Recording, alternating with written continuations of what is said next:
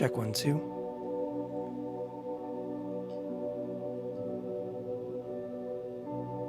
Check 1, 2. Great.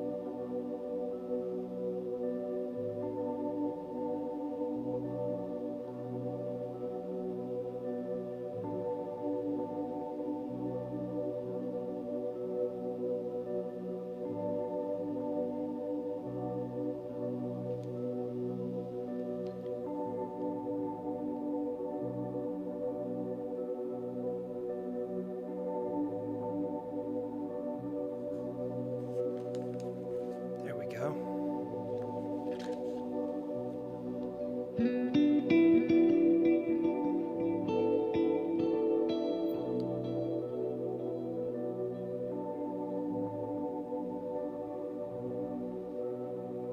We'll see if we can use this to kind of keep tabs on the live chat a little bit.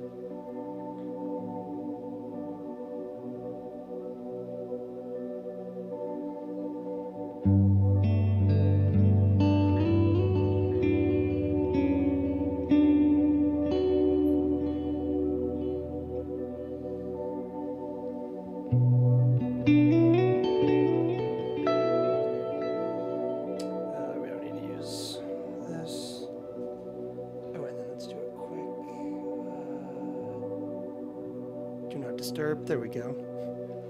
Yes, we're rocking the Zoya specifically for looping because I'm having problems with my microcosm and my power playing nice together, which they're currently not doing. So all of those kind of like short pitched, repetitive little like ambient loops we've got going on, that's all Zoya.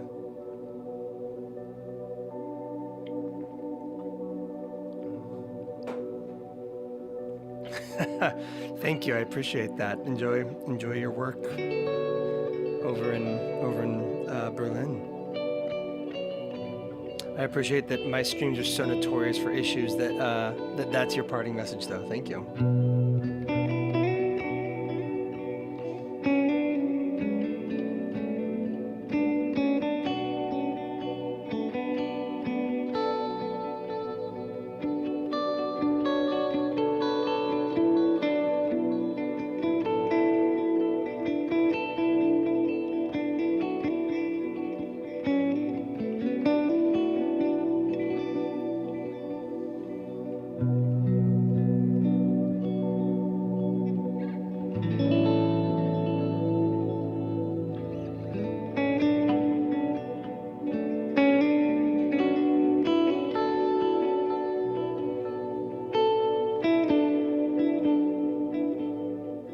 Yeah, we had to do a microcosmless stream this last weekend too. I think we were live on Sunday night, I want to say, and it was the same thing. Like the pedal was working fine, and then I would like kick on the looper, and I was just getting weird digital distortion and weird nonsense that just made it unusable for like what I use it for these streams. And so we had to tank it for that one. So Zoya instead, which is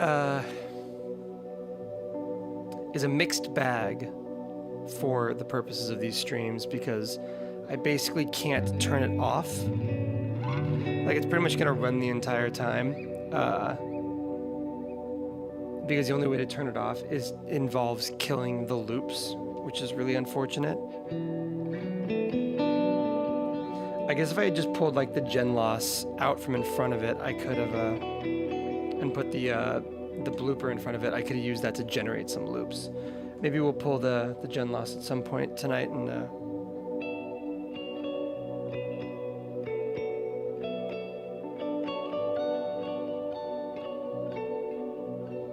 that might actually be a bad idea.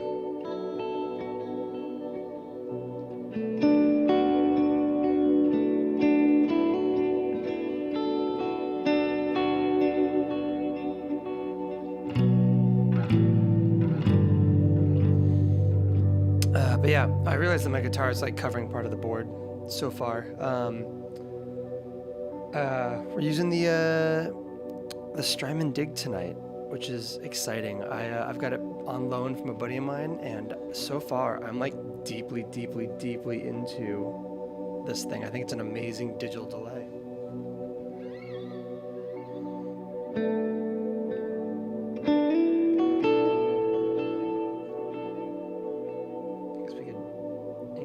Output a little bit so that we can kind of play over top of this loop a little bit better.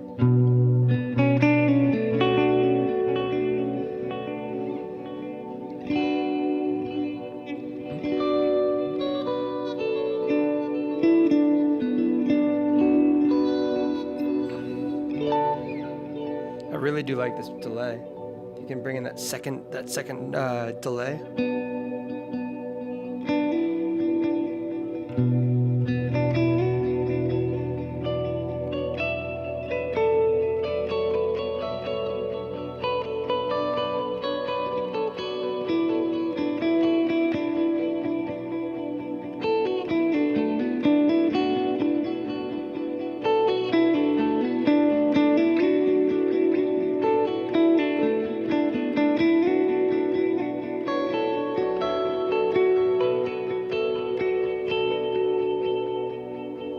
Yeah, the dig is dope.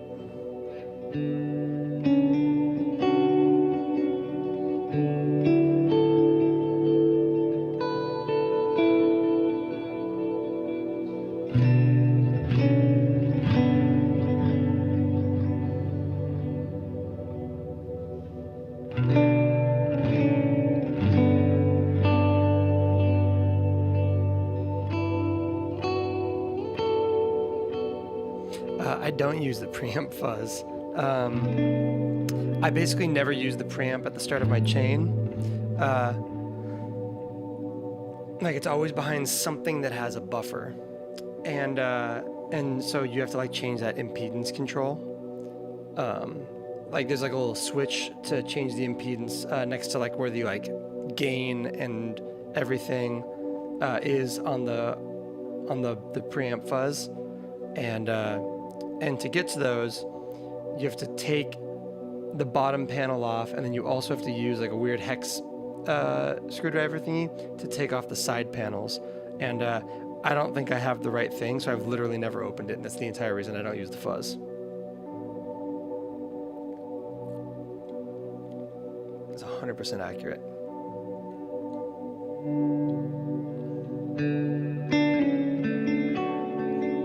See, I agree with you on this front. The inclusion of these insane, like, you need two different types of screwdrivers to get to the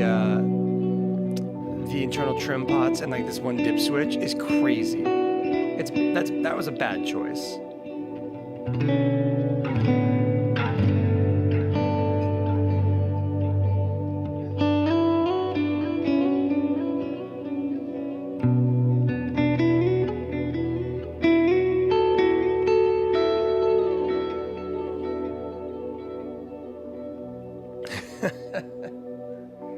Let's bring in that second delay.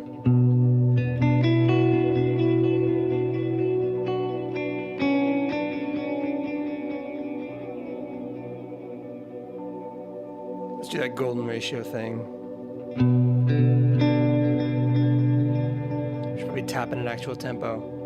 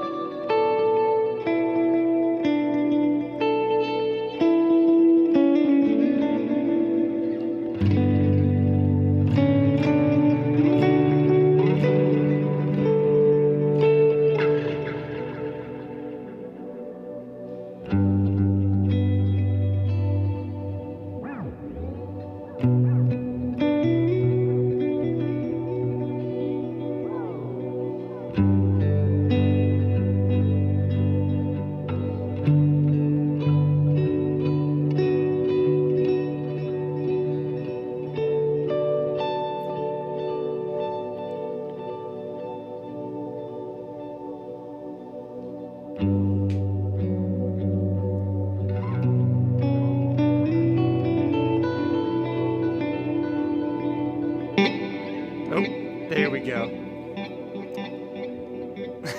That's really obnoxious.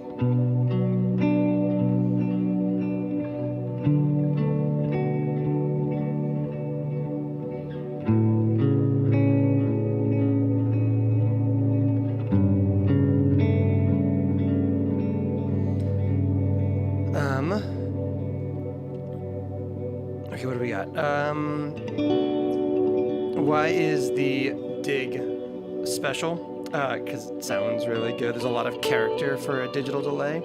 And I think the stereo image is really good. Okay, we're gonna... I hate that this is about to happen. The Zoya needs a way to turn the button system back off. So I've got it set up so that all three of these count as foot switches and not their obnoxious scroll and bypass things. But I need to get back to bypass, and there's no way to do it without tanking my stupid loop that's going, and I find that incredibly frustrating. So see, and now the loops are dead and I'm angry. So this is why the dig is cool. So you have the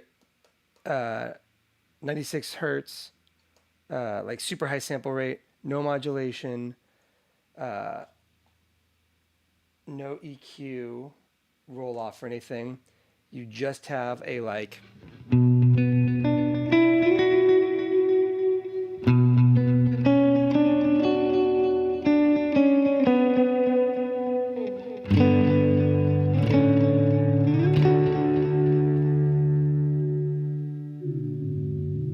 and I already like it just because it's got character.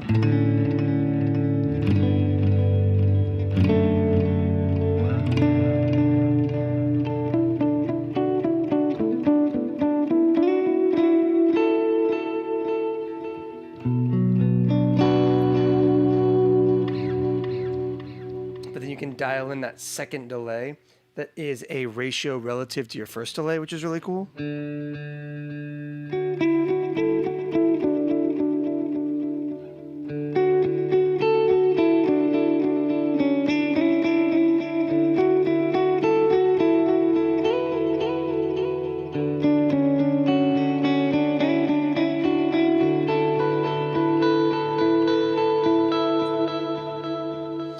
Then you have these lower resolution repeats, old 80s grittiness.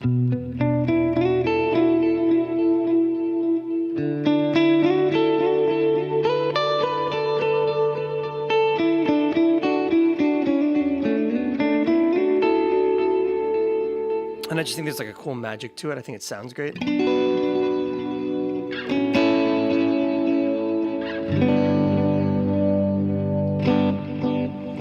Also got a freewheeling mode where the two delays can be totally separate from one another.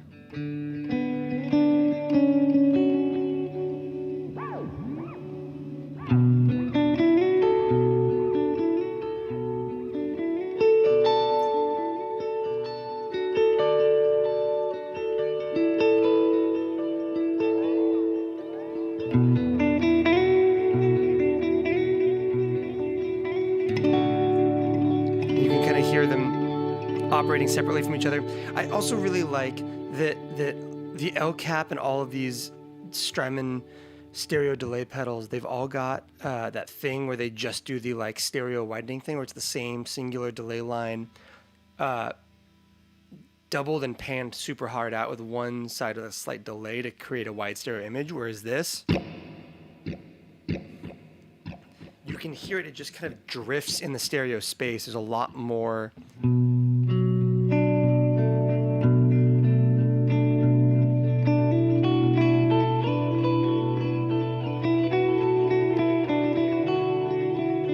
in that series mode. They kind of just drift in and out of the center channel. And I like that kind of more organic movement. But then you also have like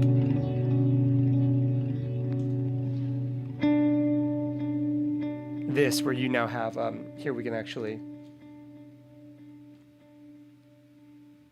link the delays back together, make one a dotted eighth of itself. There we go.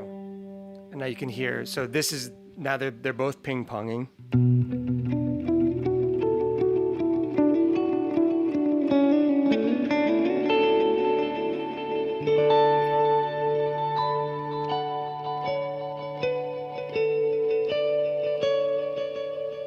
So if I take the second delay line out of it, you're still getting that stereo thing.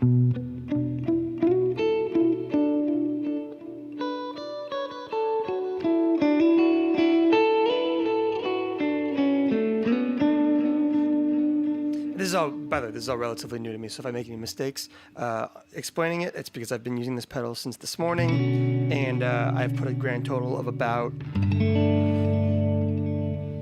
45 minutes into it. So, but yeah, and then like I said, you bring in that other delay. So that's delay 1, and this is delay 2. So that's the dotted eighth. And then you bring them both in.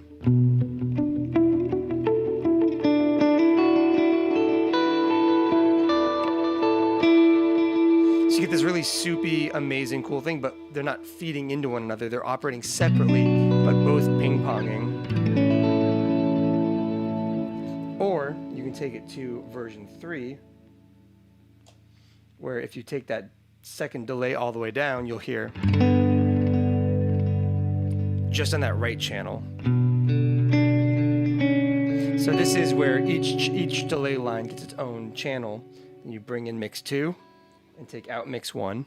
And it's just on that left channel now, and that's the dotted eighth. So you bring them both in, and you've got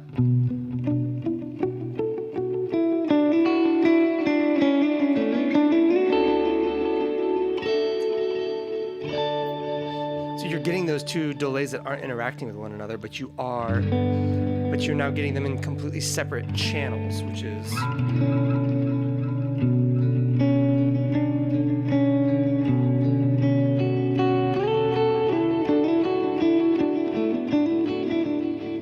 it's really cool.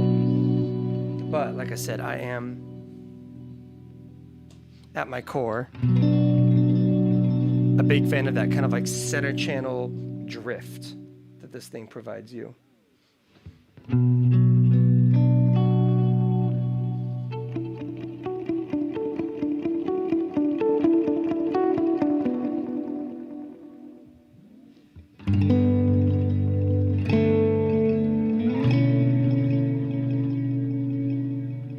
It's also really cool to be able to like control the volume of the two separately. So you could have that first delay hit be really like crank, like subtle, and then have the second one kind of pop. So you've got like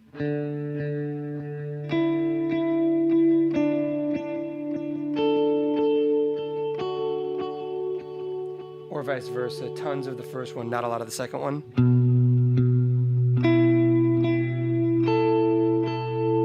So it feels like a clean delay, but you can bring in a little bit of that second one to create some rhythmic interest.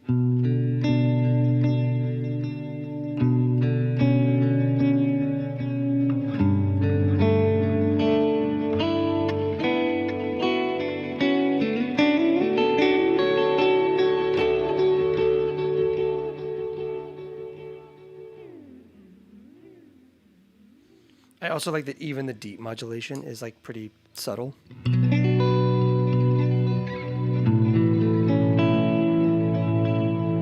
Like that's the most modulation you can get out of this thing.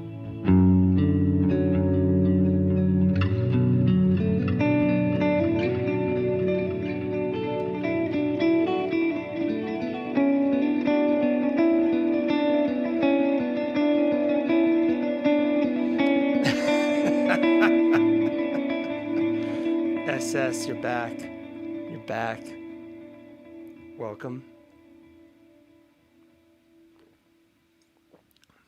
And thank you for joining. And dude, thank you for being like the most generous freaking live stream attendee in every single one of my streams. Super cool. Oh, there it is. Yeah, now everybody else can see it. But yeah, SSU Hero. What else? Oh, I also like how effective the low pass filtering is. It gets soupy in a really cool way.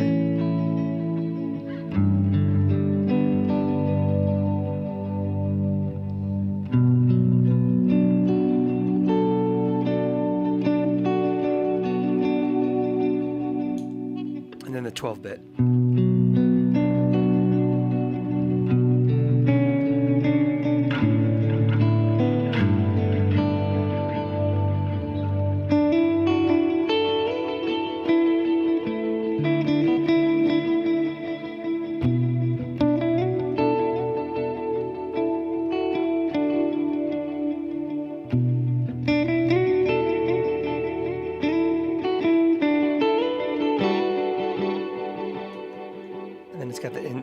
Thing. Yeah, so SS, this is the pedal we've been talking about for what must be like the last like 20 minutes. And yeah, Bears and Waffles is correct. It's the Strymon Dig, which is their dual digital delay. I think there is an argument to be made that it's the best small format Strymon delay pedal. Yeah, I think it's better than the El Cap. And I'm comfortable with how hot of a take that is.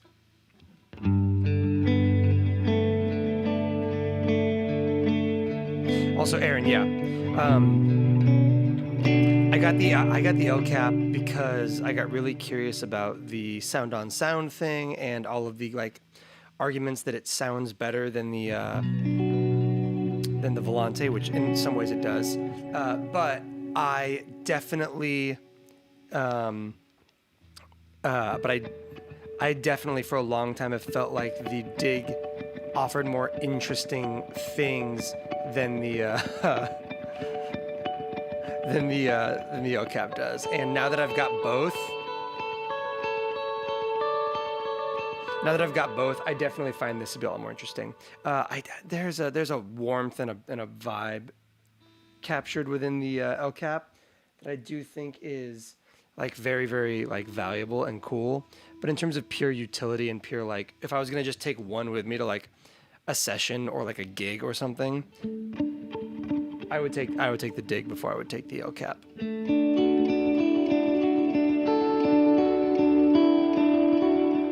Sam, no. I do not feel that this is that hot of a take. I think it's funny to call it a hot take because people love the El Cap. But like, if you just put feature sets next to each other for the Dig and the El Cap, the Dig is better. The only thing the El Cap has over the Dig is the crinkle sound a little bit and the sound on sound looper.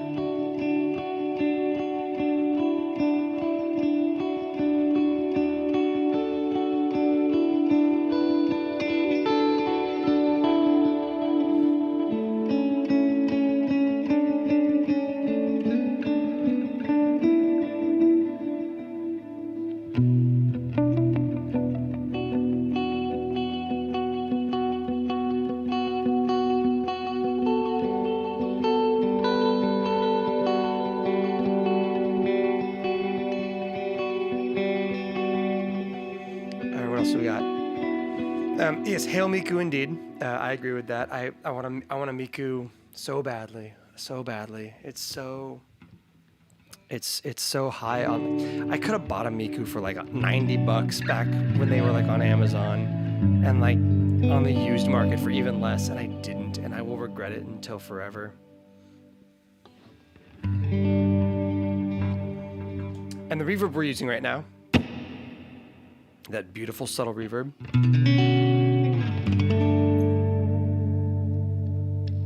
is the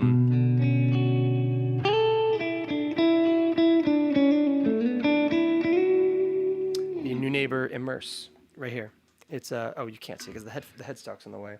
We've got the Immerse and the Iridium underneath the riser or the lift, Set pretty subtle, like noon and noon for like decay and mix, but if we crank them both, and we get that, something a little bit more infinite.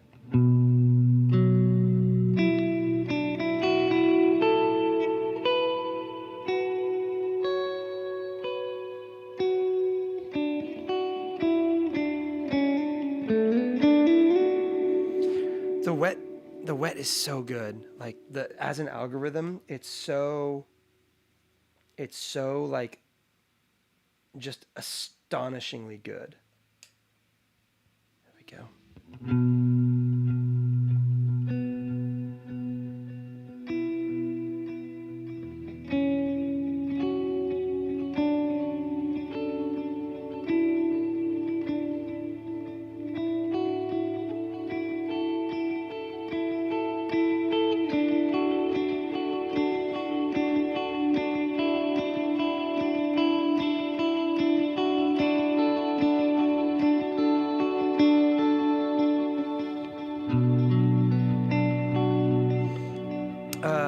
Yeah, what else we got? I'm trying to think of. As would put his $150 wet against his $400 golden reverb. Yeah, no, and there's a good reason for that. One, the reverberator is, you know, at its core kind of that like 224 lexicon style thing, which is its own very specific sound. But when it comes to reverb, it doesn't totally matter what the like feature set is. It kind of matters a lot more just how dialed the algorithm is. And if you can kind of engineer your way or stumble your way into like a top tier just core sound for reverb, you're going to have a better reverb than anybody else does. It's just the reality. And that's true for a lot. Like, it's like the Mercury 7 has 2 algorithms, but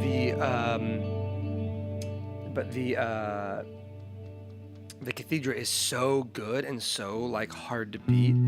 It's the same thing with New Neighbors Wet. Like, the plate in this thing is fine. The spring in it's not very good, but no spring is, so kind of who cares.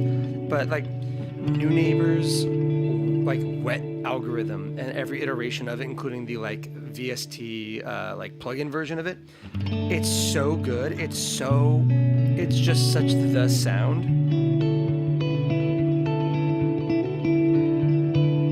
It's so the sound that that it just works. Like, yeah, it can be $100 old cheap New Neighbor and wet, and it's still going to perform better than a lot of other stuff.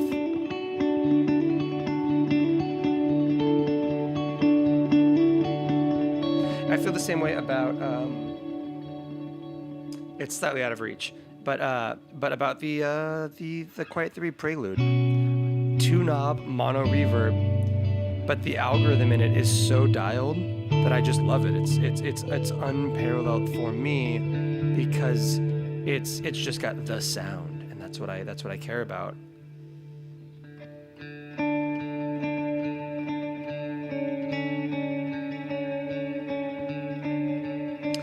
Let's see here. Bears and Waffles wants to know about Black Fountain or Meat Mod. They're so different. One of them's got an effects loop. One of them's got that organ mode. The Meat Mod does a more convincing, like, cool lo-fi junkie style, like dry tone modulator. But I really like that like Leslie vibe that the organ mode brings to the table on the Black Fountain. And I think I've used it a lot more than I have, but I've also had it for forever. It's like one of my first pedals.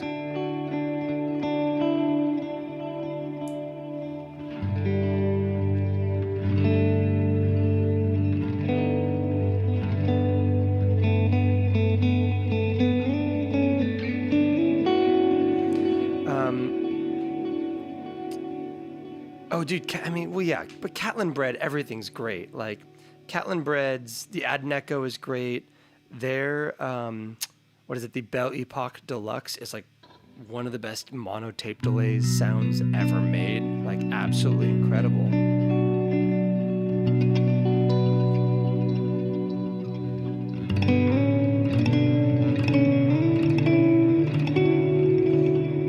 Alex Rios wanted to know about Dig versus El Cap, which means he showed up into the chat like within 2 minutes of me finishing my rant about Dig versus El Cap. So I think if it lets you rewind the stream, you can go back and hear me hot take my way through that one, apparently.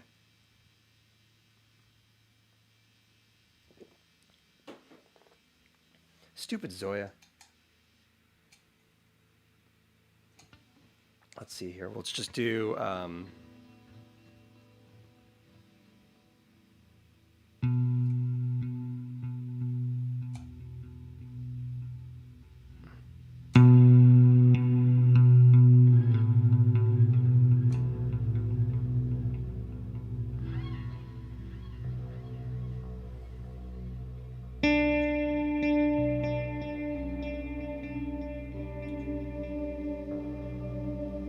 That worked. Great. See, the right Zoya algorithm, you don't even have to play your instrument.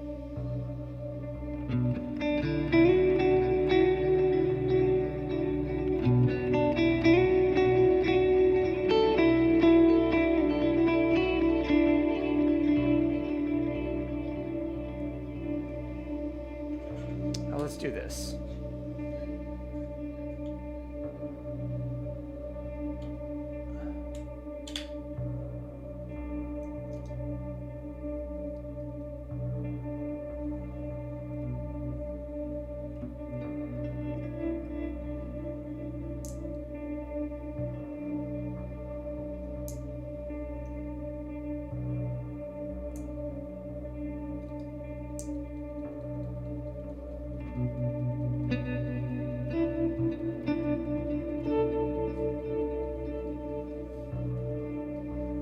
I guess we could like auto swell it. That'd be kind of cool. Take B, take it all the way down, take that rate, make it kind of like I guess that's just a square wave, so that's not totally gonna do it.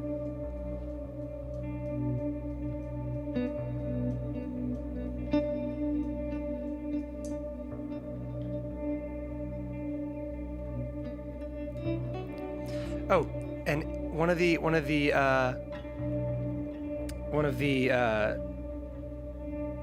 I don't know if John's still in the chat, but one of the other issues I have with the Preamp Mark II is fader speeds.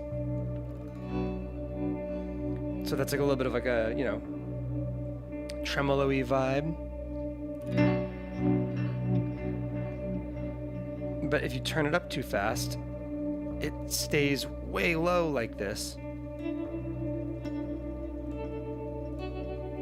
And I need it to be louder than that. But it won't, but because the expression won't let the actual fader get high enough because it's moving too quickly, you don't get the proper thing. So we're gonna, there we go. We're going back to how it was. Maybe we'll ramp something else on the board. We've got the expression ramper on there, but it's not doing anything.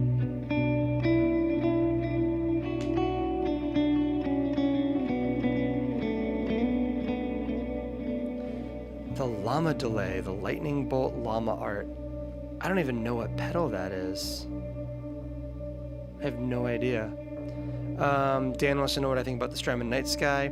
I think that I need to start some sort of coordinated groundswell campaign to get Strymon to send me one, because I don't have it in the budget to buy like a random ambient reverb when I am already like the proud owner of an embarrassing amount of ambient reverb. But I think that I would love it. It seems like it would be really cool.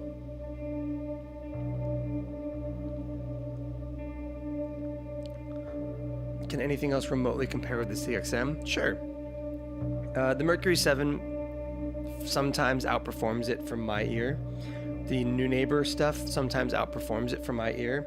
It's all, for me, it's preference. There's a reason I hang on to so many like overly complicated big box reverbs like the Specular Tempest and the Big Sky and the Mercury 7 and the CXM and as well as like the little stuff like the Immerse and the what's the other thing? The Prelude. Sometimes you just need to change up your reverb sound. Sometimes a certain reverb sound isn't the thing.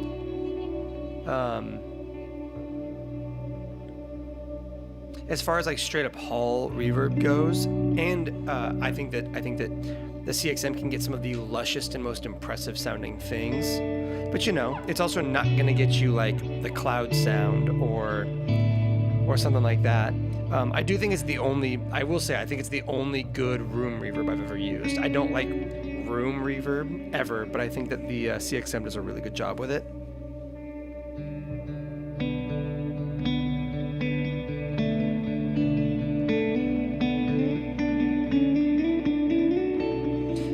Yeah, Billy is talking about the Context 2 from Red Panda, which is also a really, really notably good reverb pedal, and I would love to play one of those. I've used them.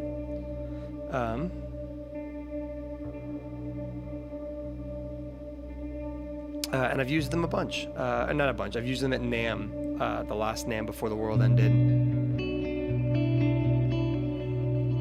Yes, honorable mention to the Dark World, which is being used a bunch in a video I have coming up next week. But it's also in mono, and I don't do a lot of mono reverbing.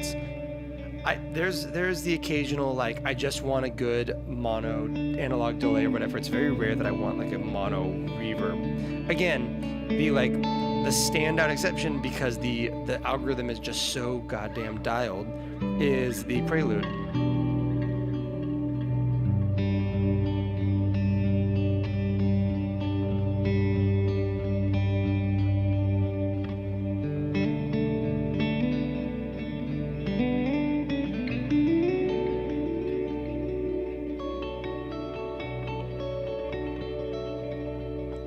I think the Chase Bliss stuff is actually a lot simpler than people assume it is, because you can just ignore all the dip switches and like, speak of the devil, Dark World right here.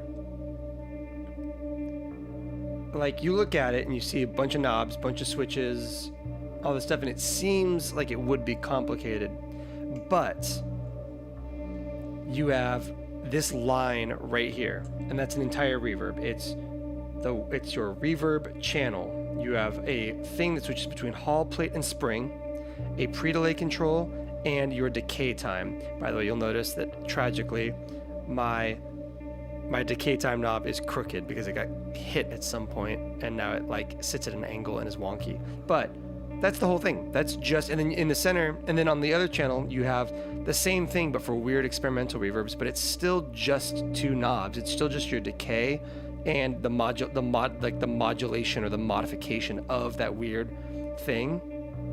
And you have your little switch with the three modes. It's just two 3-mode reverbs in one pedal with two knobs each, and then in the middle there's a shared mix control and a shared tone control, which is just a low pass filter.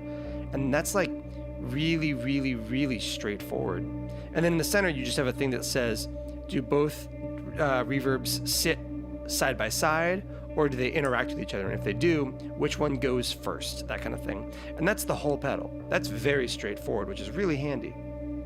This is a good reverb. I should use it more often. We're just gonna give it like a place of honor on the board, even though we're not using it. It can just hang out.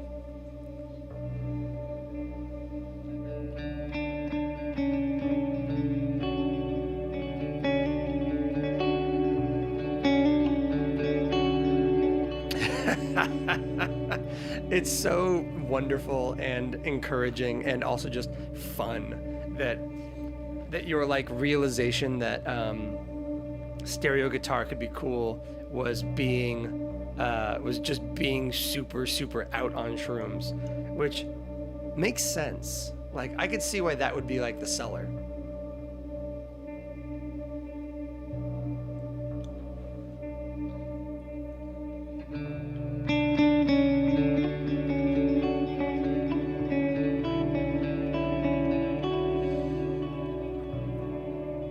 I will say this, the Dark World, it is another one of those things where the algorithms are pretty dialed. Like, it does have that color that just screams spin FV1 chip to me, and that's probably just because I have played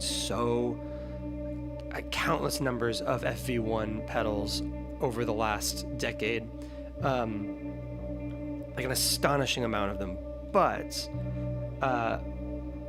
the sounds in this thing are great, and I legitimately think that was the first pedal I ever played, the first reverb I ever played that made me like plate reverb. I basically was Hall or nothing for a long time, and the plate on the Dark World is so good that it like sold me on plate reverb.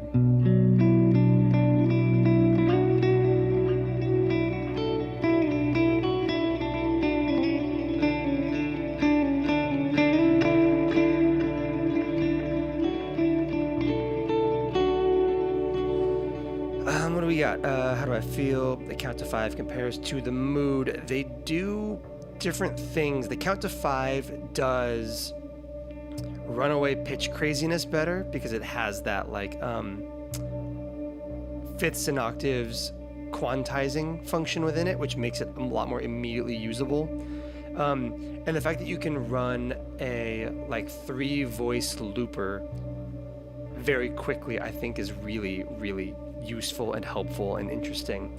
Like, I really love that you can capture one little like loop and then play it back at 3 different speeds in unison, which is something the mood can't do, and I think that that's really usable and really useful.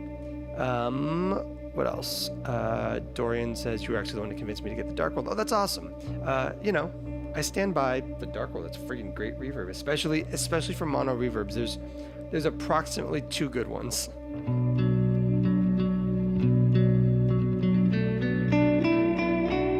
Hey, we're gonna call him Ant-Man. Just subscribed. That's cool. Paul Rudd's great.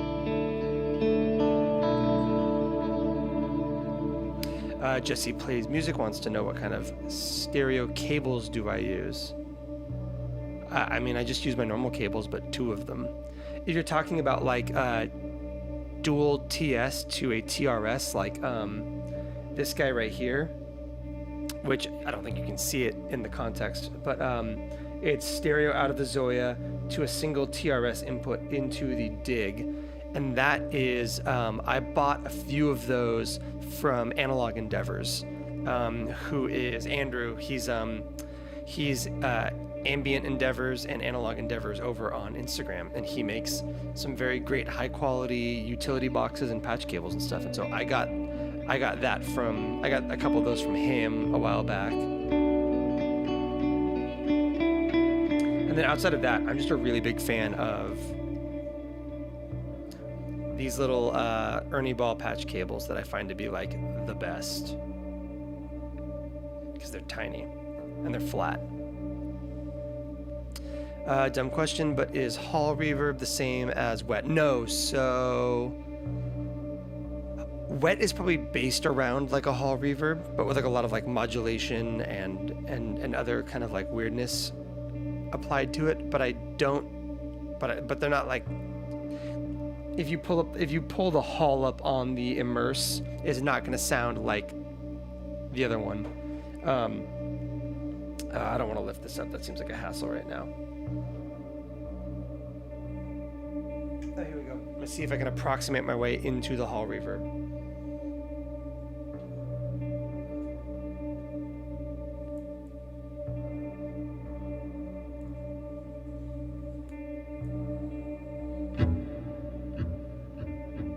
Okay, so this is the Hall reverb. Oh, whoops. Let's just turn off the Dig entirely.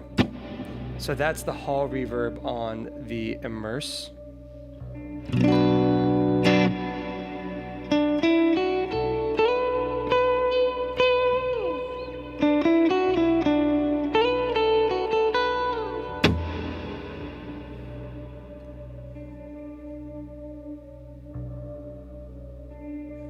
Come on.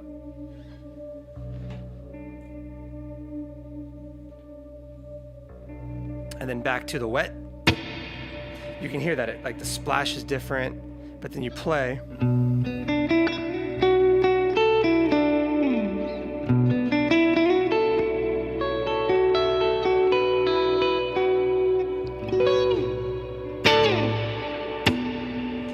It's a little bit brighter. There's more kind of like filtering and modulation in it. They're definitely based around the same idea. Like the wet's clearly kind of like at its core modeled after something resembling a hall or a cathedral or something like that. Like just a really big space. But yeah, they're not going to be like the same thing. Mostly that it's that modulation and that additional lushness.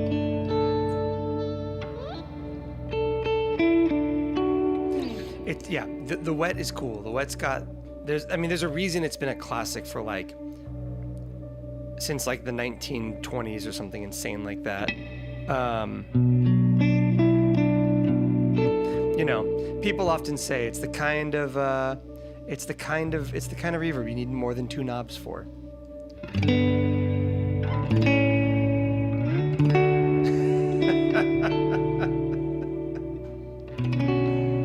Really?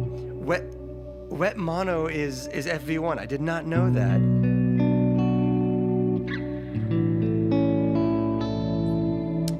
That's good. Fun fact indeed. Wow. See? You think you want to be judgmental of everybody who uses FV1. Shouts to my friends over at Old Blood, who I love dearly. And then you like find out that some bizarre pedal is like a spin chip that you never would have expected. Like the Dark World is spin, and you can kind of hear it. But then like the mood is also spin, and that's way more surprising.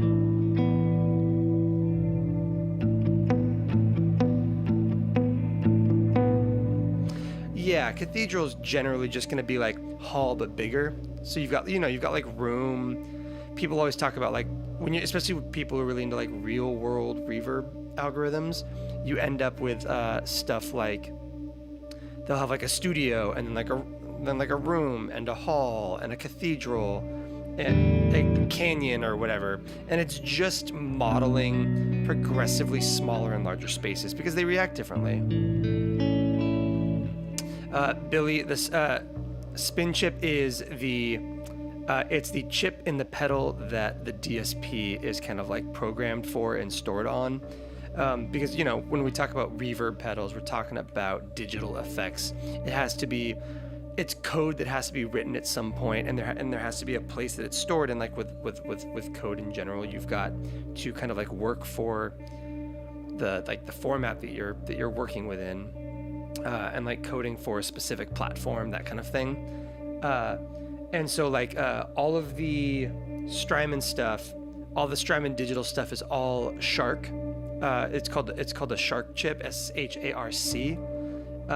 And all of their stuff is on Shark. And then the new Walrus Audio stuff, the R1, the ACS1, and the D1, those are all Shark as well.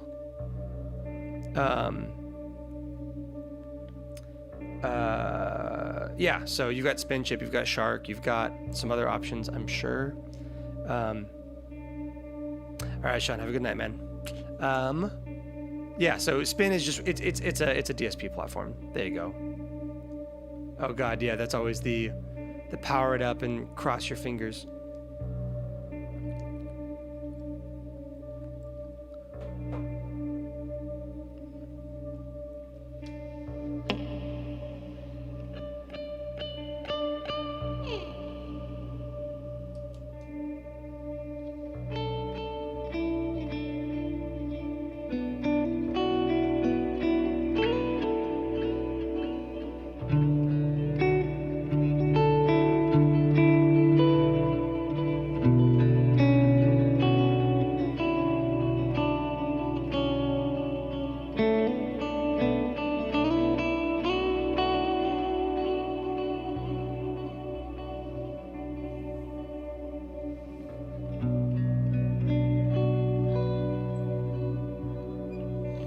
Thoughts on the Super Ego Plus? Literally the only thing I've ever heard about the Super Ego or Super Ego Plus is the Andy Othling's video where he's playing around with the Black Fountain, like from like 7 years ago or something insane. And there's a little bit where he's using the super ego and the organ mode. And I remember that sounding like really amazing, and I don't know anything else.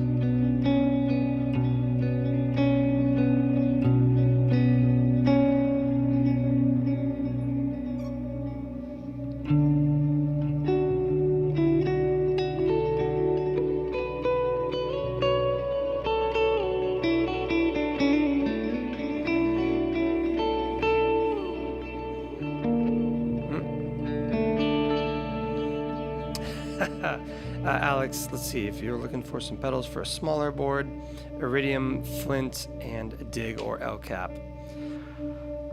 I mean, yeah, you know, left turn, get the Brigadier.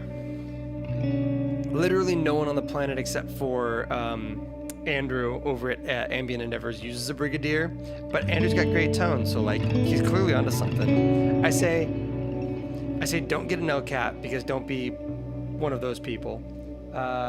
And then maybe don't get a Dig, maybe just get a Brigadier. That could be fun.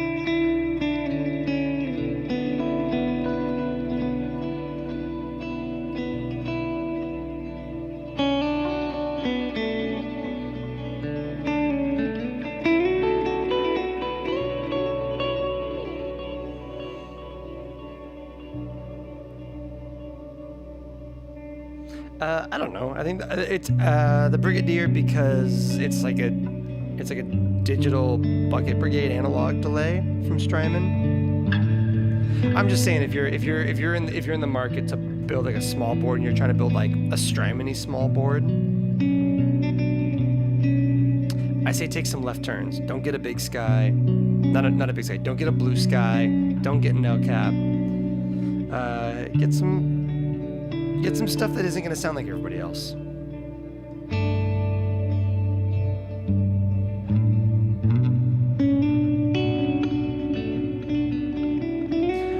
The Chicago Music Exchange demo for the original Super Ego is quite possibly the greatest pedal demo ever, 5, 6, 7 years ago.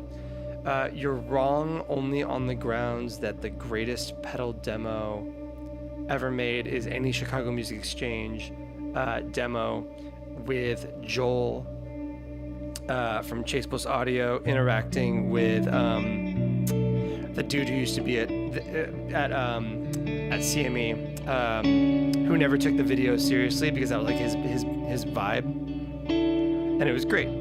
Those videos, the Spectre demo where Joel breaks a bottle over the guy's head, that's the best pedal demo. Or any of the ones with Philippe from Caroline.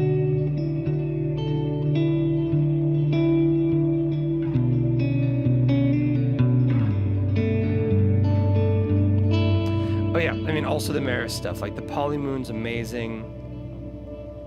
As a digital delay, it's very different than the Dig, but it's also like really killer, so I don't know.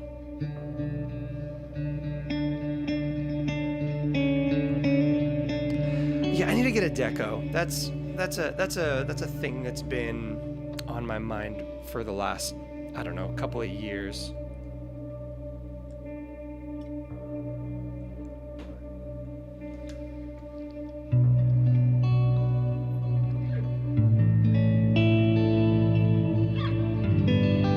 I hear good things about the Terra Echo.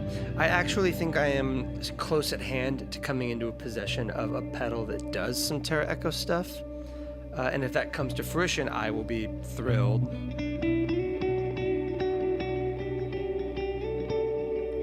And I will do a bunch of Terra Echo stuff immediately.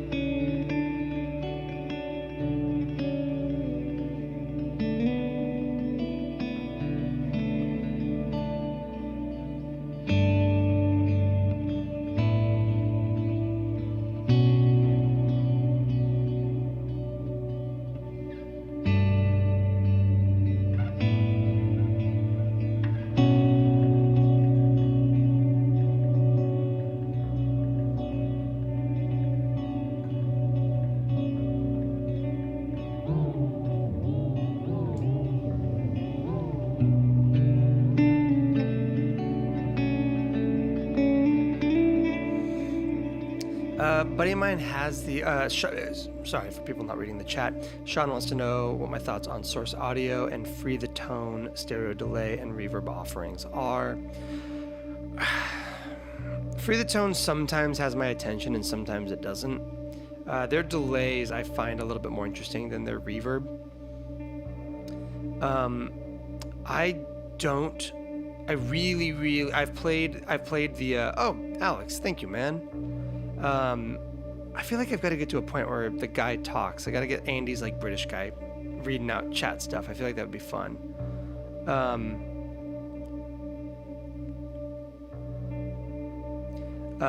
What was I going to say? Oh, we were talking about source audio. I've played their dual thingy, the 2-engine thing.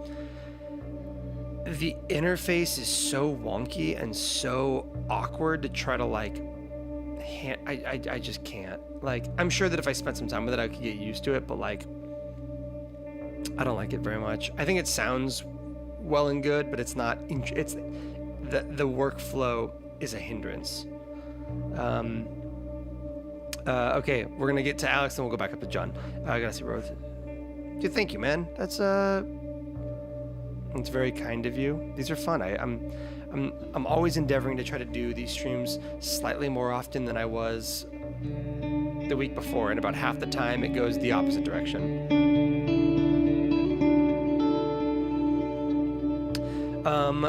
John, I plug in the timeline and still get blown away by the. I know. But it's not the same tape sound as the LCAP, and I don't know if it's gonna be the same D-bucket sound as the Brigadier either. But I every so often I do just have that thought where I look at a friend of mine and go, do I just buy a timeline and call it a day? And then I play something like the Dig and I go, no, because the Dig is doing stuff that the LCAP can't do. Not the LCAP, the timeline.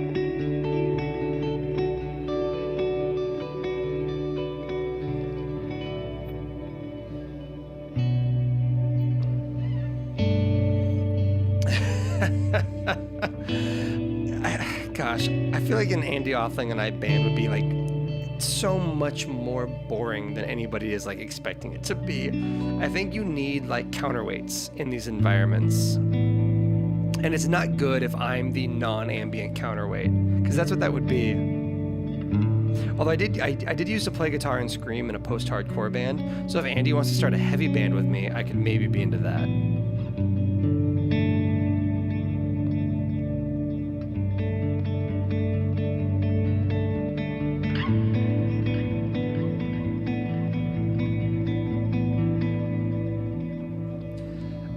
What do we got?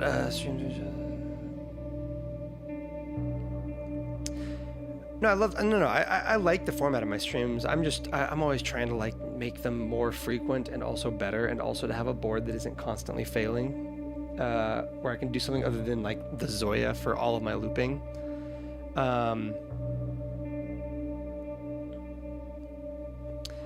Yeah, it could be. Marcus, the expression ramper, is currently controlling nothing.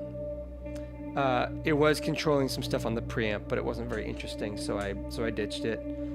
Maybe we'll do some gen loss expressioning in a little bit, now that we're plugged into it, which we just did. What do we got? Have I looked at the Levitation X DBA that just came out? Isn't the Levitation the Earthquaker Devices reverb that is really, really boring and not interesting? Is there another one?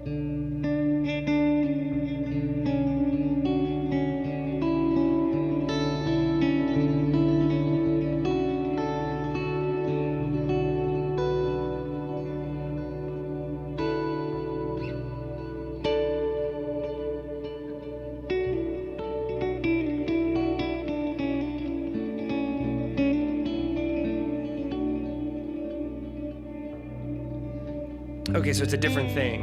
It's a different thing than the. It's different than the levitation.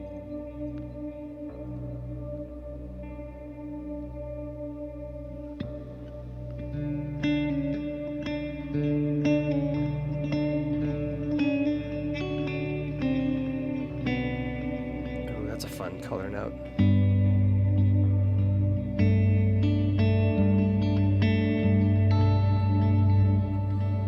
I don't know what the DBA levitation is. I saw their like rooms thing or whatever, the like big crazy one.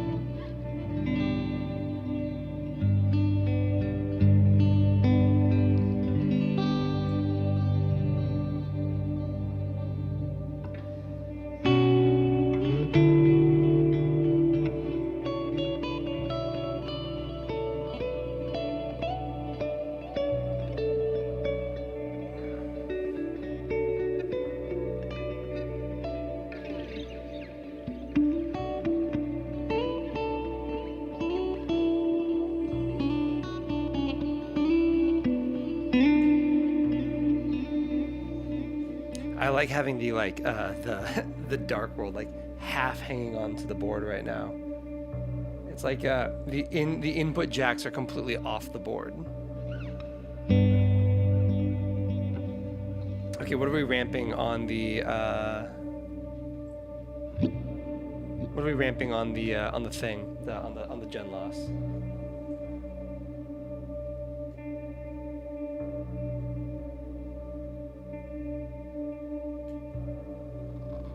We're doing the lazy one. We're doing the lazy one.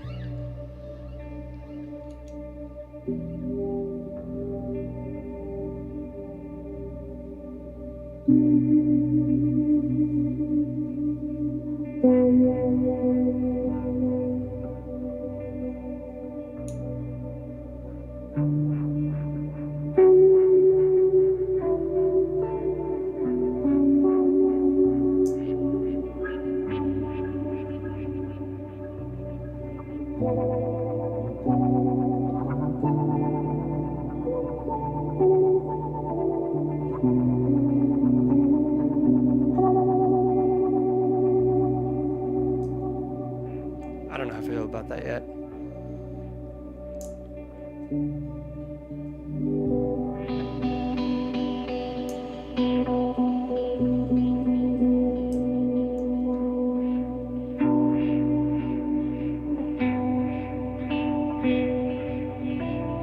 Yeah, I don't like this. This is not very interesting.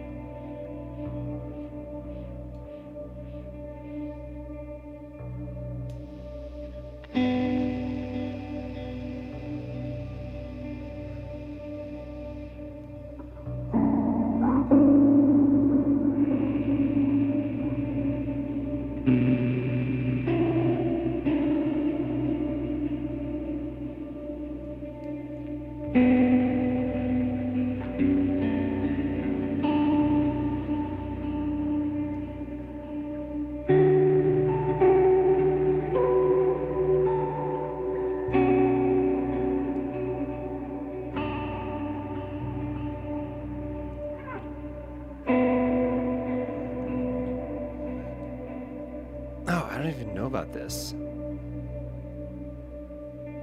Okay, John, text me a link to what you're talking about, and I'll look into it.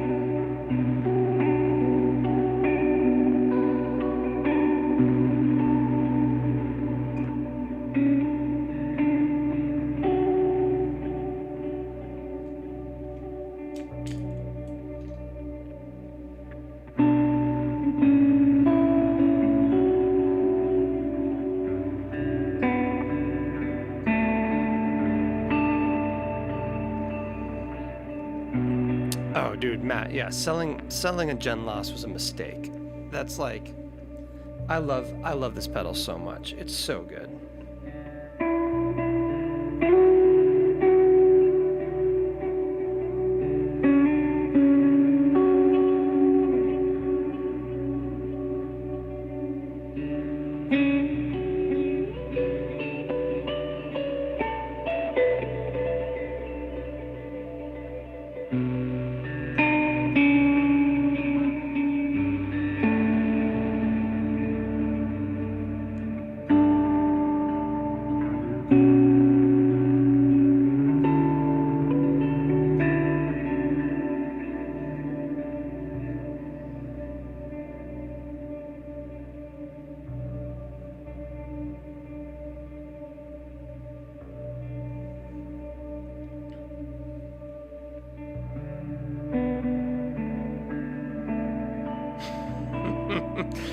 John, I just saw your earlier text about the about the preamp.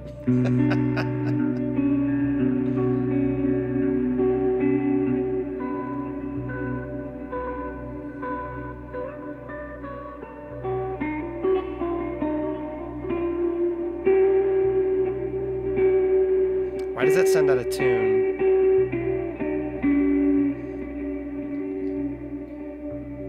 Oh, because it's massively out of tune. Did I hit the tuner and not notice?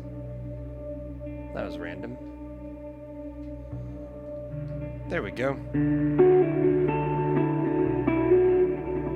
Okay, there's something wildly out of tune on this guitar. It's like, oh, everything's wildly out of... Oh, is that it?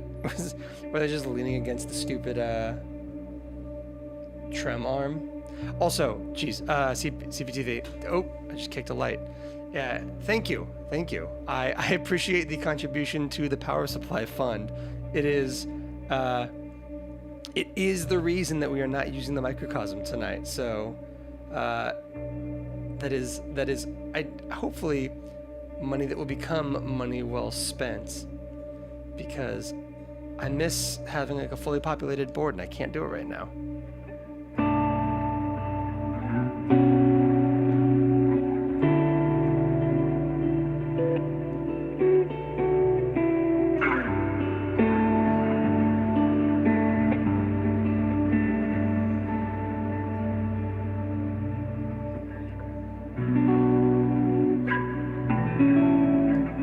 Also, Purejoy, you are, not Purejoy, Matt, you are correct. I should just be calling him Chaos73 and not trying to call him CPT.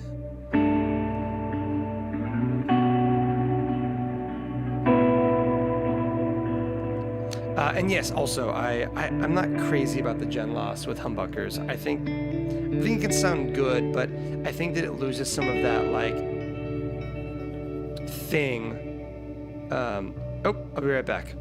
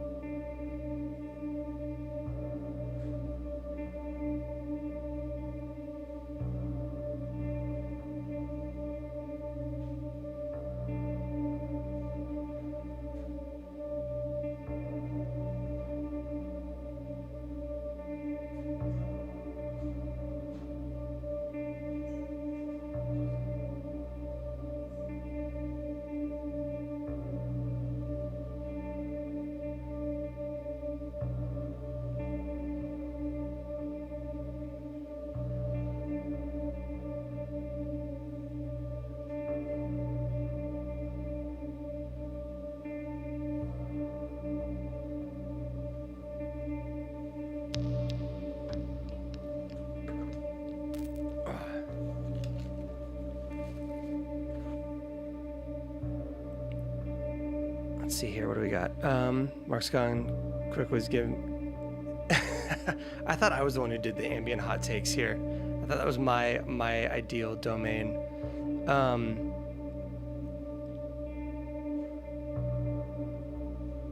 If there was a way to like do donation-based MIDI changes, I would totally set that up. Also, yeah, John, yeah, no, it's a thing. It's the single coils with the gen loss are like the sweet spot, and you throw humbuckers in front of it, and it lacks something. There's a magic missing there. Yeah, I don't know. But I realize we've only been streaming for like an hour and change, maybe, which makes this a very, very brief stream tonight. But I gotta roll. I gotta do some prep stuff for my kid getting to school tomorrow. So for those of you who hung out, thank you guys for joining. I'll let the audio, I'll let the loop kind of roll for a little bit. We'll add a little bit more digital delay, and we'll just kind of like let it float for a bit, and then I'll come back in a bit and kill the stream. But if anybody wants to hang out and just kind of listen, I'll let the audio roll for a little while. So I'm gonna hit that end screen and mute the mic and let anybody who wants to hang for a while and just kind of veg out to this very, very simple like 2.5 note loop can have it. So yeah. Have a good night, everybody. Thanks for joining.